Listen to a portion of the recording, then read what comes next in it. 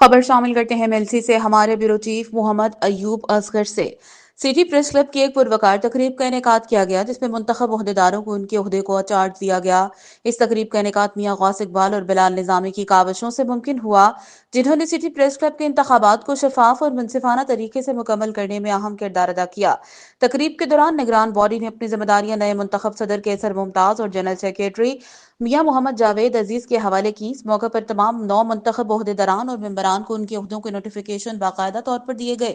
تقریب میں شرکاء نے نئے عہدیداران کو مبارکباد پیش کی اور امید ظاہر کی کہ ان کی قیادت میں سٹی پریس کلب مزید ترقی کرے گا اور صحافتی برادری کی بہتر خدمت کرے گا۔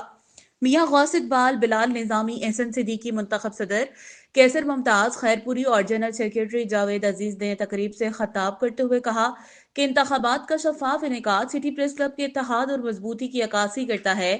انہوں نے اس عزم کا اظہار کیا کہ سٹی پریس کلب صحافیوں کے حقوق کی جدوجہد اور مثبت صحافت کے فروغ کے لیے بھرپور کردار ادا کرتا رہے گا۔ تقریب کے اختتام پر تمام شرکاء نے نئے منتخب عہدیداروں کو خوش آمدید کہا اور ان کے لیے نیک خواہشات کا اظہار کیا۔